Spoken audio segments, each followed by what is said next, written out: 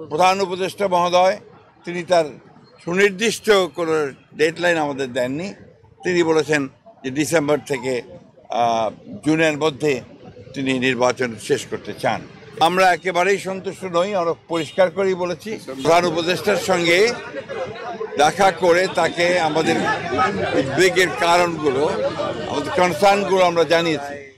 এবং প্রধান যে বিষয়টি ছিল সেটি হচ্ছে যে নির্বাচনের সুনির্দিষ্ট রোডম্যাপ, যেটা আমরা বেশ কিছু কাল থেকেই বলে আসছি, সেই বিষয়ে তাদের সঙ্গে কথা বলেছি।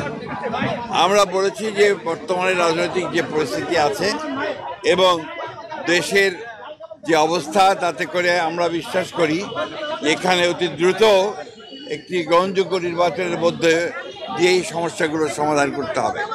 ও একই সঙ্গে চলমান যে সংস্কার কমিশনগুলো করা হয়েছে, উদ্যোগ নেওয়া হয়েছে সরকারের পক্ষ থেকে, আপনারা জানেন যে আমরা সেগুলোতে সম্পূর্ণভাবে সহযোগিতা করছি।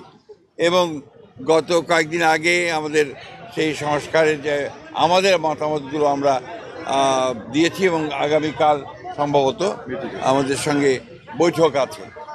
আমরা খুব স্পষ্ট করে বলেছি যে যে বিষয়গুলোতে ঐকমত্য হবে সব দলগুলোর, সমস্ত দলগুলোর, সেগুলো নিয়ে আমরা একটা চার্টার করতে রাজি আছি আপনারা, এবং তারপরে সেটার উপর ভিত্তি করে আমরা বাকি নির্বাচনের দিকে চলে যেতে পারি। এবং বাকি সংস্কার যেগুলো আমরা একমত হব, সেটা আমরা অবশ্যই আমাদের রাজনৈতিক দলগুলো যা নির্বাচিত হয়ে আসবেন তারা সেগুলোকে বাস্তবায়িত করার ব্যবস্থা নেবেন। এটাই ছিল আমাদের কথার মূল কথা। প্রধান উপদেষ্টা মহোদয় তিনি তার সুনির্দিষ্ট কোনো ডেডলাইন আমাদের দেননি।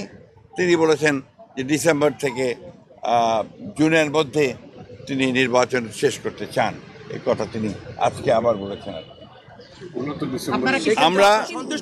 আমরা একেবারেই সন্তুষ্ট নই। আমরা পরিষ্কার করেই বলেছি যে আমরা ডিসেম্বর কাট আউট টাইম, ডিসেম্বরের মধ্যে নির্বাচন যদি না হয় তাহলে দেশে যে রাজনৈতিক পরিস্থিতি, অর্থনৈতিক পরিস্থিতি এবং সামাজিক পরিস্থিতি সেটা আরও খারাপের দিকে যাবে।